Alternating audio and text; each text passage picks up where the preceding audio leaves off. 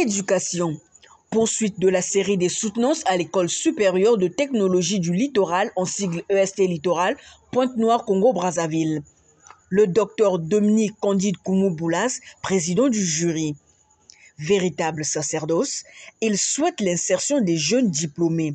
Et nous, dans le cadre de notre politique, on se bat via le conseil d'administration d'obtenir les postes de sorte à ce que nous puissions, pour les étudiants qui se démarquent, qui se font distinguer, de créer les conditions pour qu'ils soient retenus. Je voudrais dire qu'ils soient effectivement réputés pour qu'ils deviennent demain une force de proposition, une force du conseil des chargés. C'est dans sa tenue d'apparat rouge-noir, flanqué de l'insigne École supérieure Norbert Sorbonne, que le docteur Dominique Candide Koumou-Boulas est apparu ce vendredi 17 février 2023 dans la salle des soutenances où il a été le président du jury. En sa qualité de président du jury, il a évalué les travaux des deux impétrantes qui ont passé leur stage au sein de sa structure.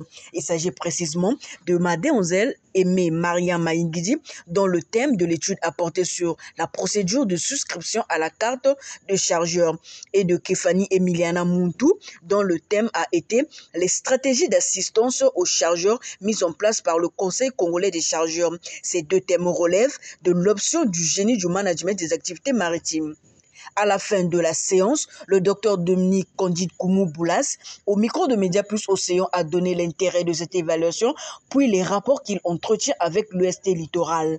Bon, ma présence, c'est que j'ai été effectivement contacté pour venir présider le jury de la soutenance des étudiants en GEMAM ici à l'Université Littorale, où d'ailleurs j'ai le plaisir de venir accompagner mes anciens professeurs, donc le docteur Bioko, qui a enseigné à la fac des sciences, et bien entendu le professeur Lemba, ici présent, qui sont venus ici, tout cela, et surtout aussi pour venir accompagner ce secteur, parce que je suis en même temps non seulement directeur général du Conseil congolais des chercheurs, puisqu'il y a eu deux étudiantes qui ont passé leur stage au Conseil congolais des chercheurs, mais aussi en tant que président de l'association des logisticiens du Congo, j'ai effectivement la charge de contribuer à la valorisation des métiers des transferts de la logistique ici au Congo. Mais la soutenance, c'est une bonne chose. Vous savez que c'est des jeux, bac plus 2, puis après effectivement une formation académique. Ils sont allés en entreprise et l'objectif c'est d'aller toucher du doigt la réalité, renforcer la capacité théorique. Et donc dans ça, ça a été une bonne chose. Et nous pensons qu'on va encore les accompagner pour qu'ils aient encore plus des compétences, plus d'informations.